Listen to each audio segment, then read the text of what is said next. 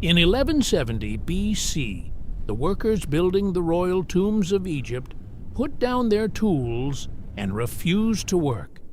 It was the first recorded strike in human history. Their reason? The Pharaoh hadn't paid them in 2 months. This is the story of the couple who actually built ancient Egypt and what it cost them. In the palace of Ramesses III, morning begins before sunrise. The Pharaoh is not merely a king, he is a living god, the bridge between the human world and the divine.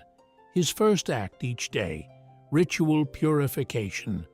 Priests wash his body with sacred water from the Nile.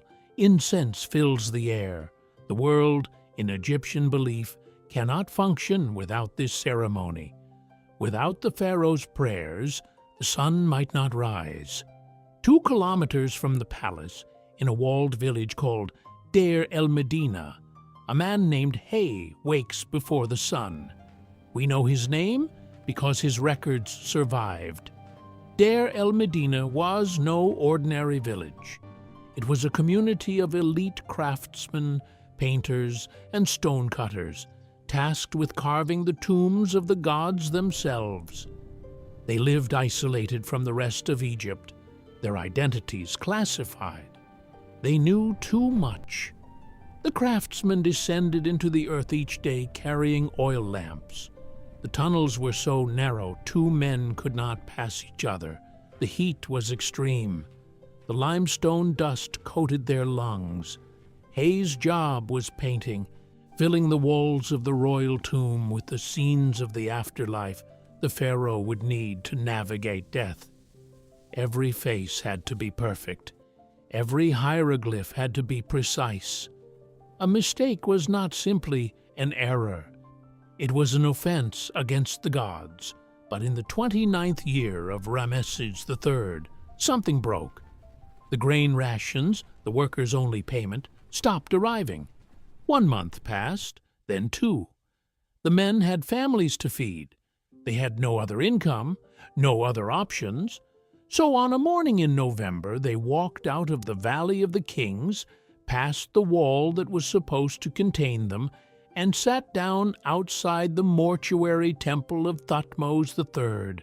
They refused to move. Their demand was simple. Pay us what we are owed. We know this happened because one of the scribes wrote it all down. The document still exists. While the workers sat in the dust demanding grain, inside the palace, Ramesses III was preparing a grand festival, the Opet Festival, a celebration of divine kingship lasting 24 days.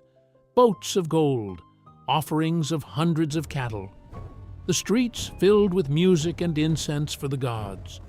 2 realities existed simultaneously in ancient Egypt: the divine spectacle that justified power and the quiet desperation of the people that spectacle depended on. The pyramids were not built by slaves. They were built by men like Hay, skilled, proud, and hungry. The strike worked. Partial rations were delivered within days. The men returned to work. The tombs continued.